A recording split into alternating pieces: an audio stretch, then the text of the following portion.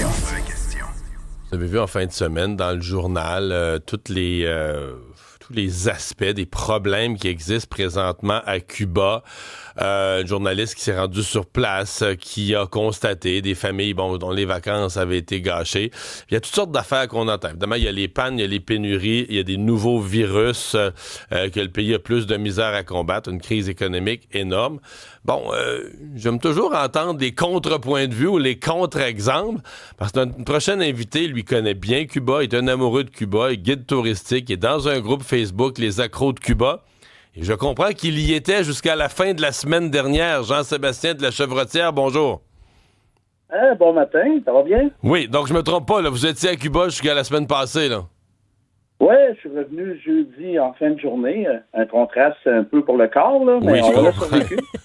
C'était-tu l'enfer à Cuba la semaine passée?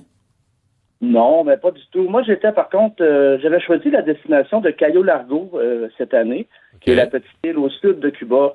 Donc, c'est sûr que ma copine et moi, avec tout ce qu'on entend sur Cuba, on a bien préparé notre voyage et on avait choisi cette destination-là parce que cette région-là est moins affectée que par d'autres. La crise. OK. C'est pour pas se mettre la tête dans le sable. C'est sûr qu'il y a des endroits à Cuba que c'est pas facile. Par contre, j'ai beaucoup d'amis qui ont voyagé dans d'autres endroits à Cuba. Dans les tout inclus, tout se passe bien parce que c'est sûr que le gouvernement cubain a tout intérêt que ça se passe bien dans les tout inclus parce que c'est la grande industrie à Cuba, c'est le tourisme, on s'entend. Mais l'année passée, il y avait eu des pannes de courant dans les tout inclus. Là, éclairez-moi, est-ce que je comprends que tout ce qui est 5 étoiles, même les 4 étoiles et demie, ils sont équipés génératrices, donc les hôtels ou les grands groupes hôteliers, parce que souvent c'est des groupes internationaux qui possèdent les hôtels, sont autosuffisants, s'assurent au minimum que la clientèle là, manquera pas d'électricité? Oui, en effet, tous les tout inclus sont équipés de génératrices, puis tout ça. Non, à Cayo Largo, tous les hôtels sur l'île de Cayo Largo, nous, on a eu 2 pannes de courant, mais très minimes. Ça s'est passé en fin de soirée ou même dans la nuit. Il y en a une qu'on ne s'est pas rendu compte. Donc, ça a bien été à ce niveau-là. Les pénuries, les avez-vous senties? Parce qu'on dit dans certains cas, il faut qu'ils changent le menu. On dit les grands hôtels, ils se débrouillent, ils changent le menu au besoin, mais ils n'ont pas tout. Sur le site du Canada, il y a quand même l'avertissement en jaune. Là. Oui, sur les pénuries. Exact. Les avez-vous senties, vous, les pénuries? Non, moi, on n'a rien senti. On a eu beaucoup de variétés au niveau de la nourriture. Mademoiselle dit pour c'est en jaune. Oui, on a mis un avertissement que c'est tout en jaune à Cuba.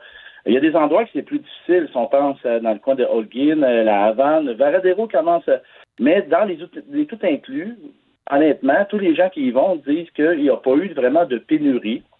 Il y a moins de choses qu'avant, c'est certain.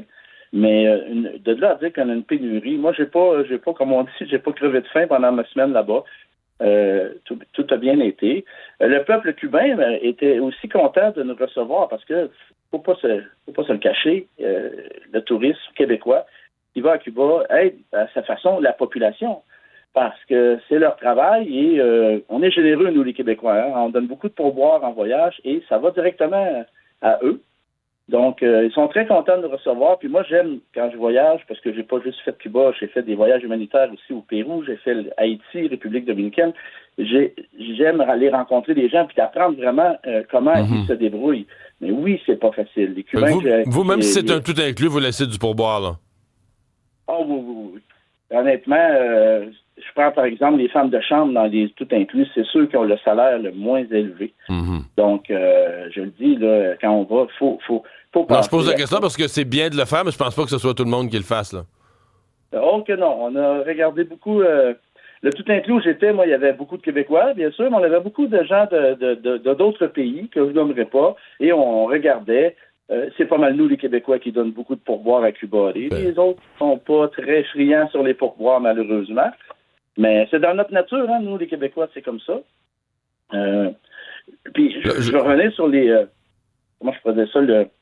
Que le gouvernement a mis comme avertissement. Comme recommandation. Et c'est normal. On le voit dans tous les pays. Moi, je dis souvent, il faut, quand il y a une recommandation qui est donnée comme ça, puis tu te prépares un voyage, que ce soit à Cuba ou autre pays, tu regardes ce qui se passe. Puis, la recommandation, c'est ça. Si tu as une santé précaire, tu évalues, est-ce que je prends le risque d'aller en voyage ou pas?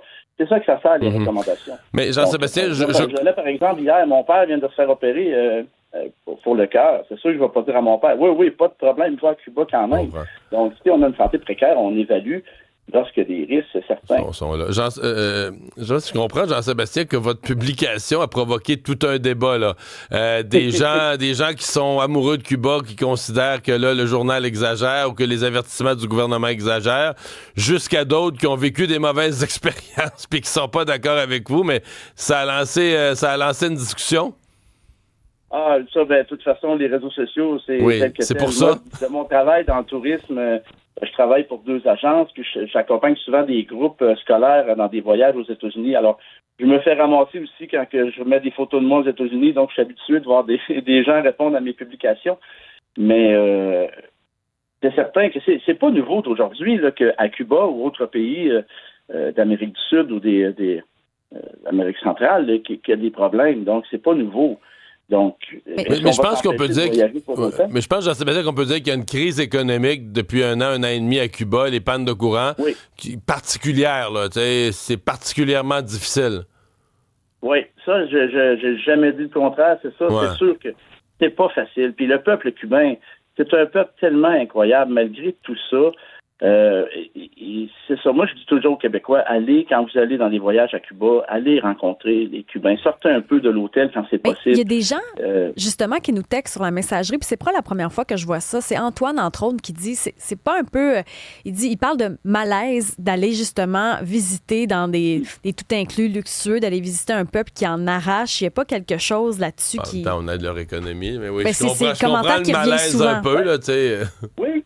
Non, je l'ai vu, ces commentaires-là, je les entends, j'ai des amis proches qui m'en parlent aussi, mais il faut comprendre, juste une petite anecdote comme ça, quand je parlais avec un Cubain la semaine dernière, tu sais comment ça fonctionne, un exemple, tous les pourboires qu'on leur donne, c'est souvent même donné en US, parce que pour les Canadiens, en dollars canadiens, des fois c'est plus difficile pour eux.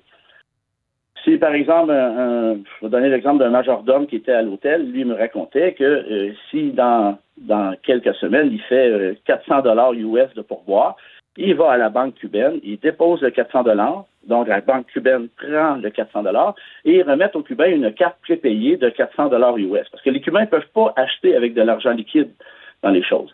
Donc, la banque cubaine va renflouer ses coffres d'argent US pour avoir un pouvoir d'achat, si on veut, à l'international.